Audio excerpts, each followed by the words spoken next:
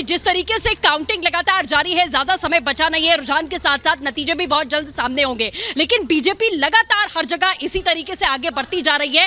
क्या लगता है आपको कि विपक्ष कहां पर चूका है कि इतनी रैलियां करने के बाद, इतनी बातें, इतने एलिगेशंस के बावजूद भी वो आगे नहीं बढ़ पाए?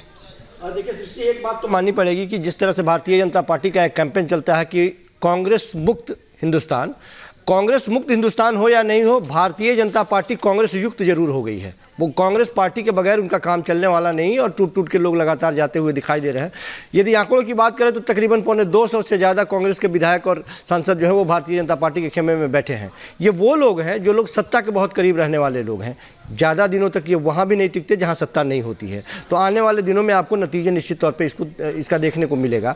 लेकिन भारतीय जनता पार्टी की मैनेजमेंट जिस तरह से बूथों की है, जिस तरह से वो इलेक्शन कमीशन बार बार आप देखती हैं कि हर एक इलेक्शन में इलेक्शन कमीशन के ऊपर जब तक सुप्रीम कोर्ट की फटकार न लगे, कोर्ट जब तक चाबुक न चलाए, तब तक ये विपक्षी पार्टियों की सुनते नहीं। तो जिस तरह से संवैधानिक संस्थानों का इस्तेमाल भारतीय जनता पार्टी करती है, चाहे वो इलेक्शन कमीशन हो या और भी, आप देखेंगे इलेक्शन के समय जिस तरह से ईडी, सीबीआई विपक्षी पार्टियों के ऊपर आरोप प्रत्यारोप का जो दौर चलता है, वो एक कॉकस बनाने का जो प्रयास करता है भारतीय जनता पार्टी, इसमें कुशलता से अपना काम निपटाती है और अब वो सफलता भी प्राप्त करती है। लेकिन लोग ये बात समझते हैं कि आप कर क्या रहे हैं, सचमुच में क्या नीतियों की लड़ाई लड़ रहे हैं, क्या सचमुच में लोगों को खुश करके आप उनके सरोकारी मुद्दों की बात कर रहे हैं। तो बिल्कुल इससे इतर वो सिर्फ वही काम करती है जिससे वोट को बटोरा जा सके और वोट के आधार पर वो अपनी सरकार को बनाती है। सरकार बनाना प्राथमिकता है, चाहे किसी तरह से भी, आपकी सीटें कम हो ज़्यादा हो, इससे कोई फर्क नहीं पड़ता।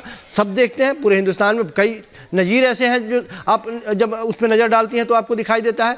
तो भारतीय जनता पार्टी, लेकिन अभी के वक्त में ये बात कहने में हमें कोई गुरेज नहीं है कि भारतीय जनता पार्टी यदि इन सारे गुणों में सर्वगुण संपन्न है, तो विपक्षी पार्टियों को भी यदि उन्हें मात देनी है, अपने आप के काम करने की जो शैली है उसमें सुधार करने की ज़रूरत है, तभी आप उन्हें मात दे पाएंगे। नहीं